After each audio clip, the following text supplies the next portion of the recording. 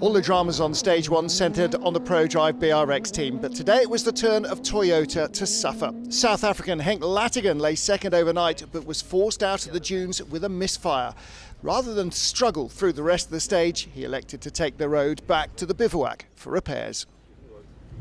We started the stage off okay, everything was going well, and shortly after that we started getting a misfire.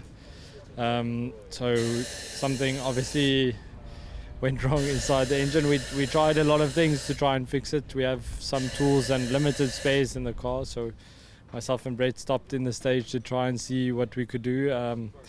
And we tried everything that we have inside the car, and unfortunately we couldn't fix the problem. So we came out the stage and back to the bivouac to save the engine for tomorrow. So the mechanics and engineers will work today and tonight to see if we can get it back up and running and carry on for tomorrow. After the dramas for arch rivals Sebastian Loeb and Gurlan Shishirit on the first stage, you'd be forgiven for thinking that overnight leader Nasser Al-Attiyah would take it easy to try and guarantee that he had no problems. But he had other ideas. Fastest at each checkpoint. Why?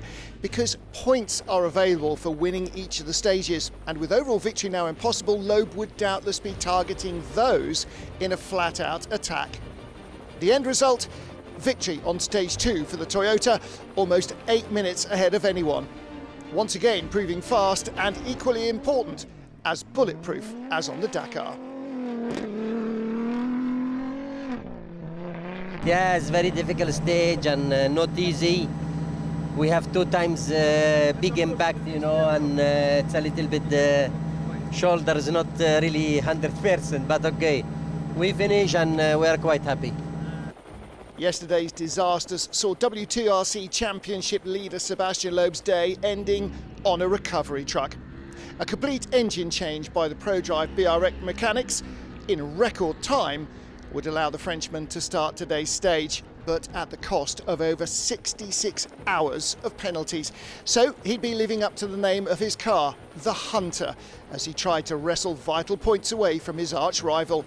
But despite a string of wins in similar, though cooler conditions on the Dakar, Loeb simply didn't have the pace of Al-Attiyah, meaning the biggest amounts of bonus points for the stage win eluded him today, going instead to his championship rival.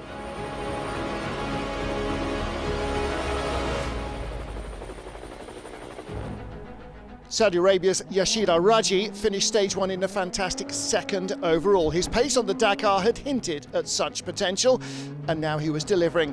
But on the technical dunes of the Abu Dhabi Desert Challenge, it's all too easy to give time away.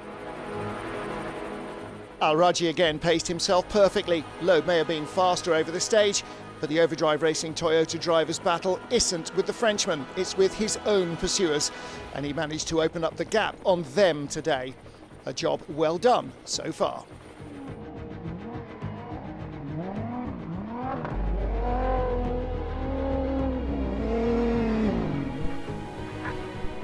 Almost the first thing that Martin Prokop will have seen on stage 2 was a Toyota struggling in the sand.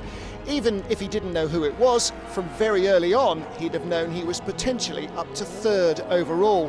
A little under 4 minutes behind second-placed Al-Raji's Toyota overnight, the Ford driver lost a further 2 minutes and 41 seconds. But after 2 days in the desert, will go to bed happy on the podium, 3rd overall.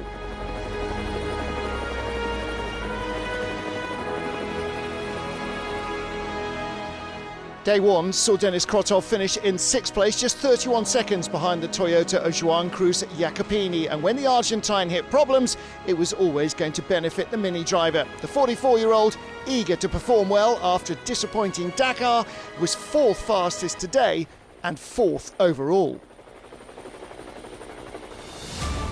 Jacopini went to bed last night on the podium in 3rd, but whatever dreams he may have had turned into nightmares. 7th fastest on the stage, he lost 24 minutes to winner Al-Attiyah, dropping from 3rd to 6th overall at the end of day 2.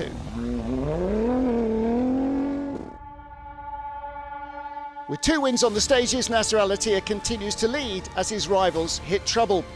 WTRC contender Martin Prokop had a strong day moving up to 3rd. So let's learn a little more about the Czech driver.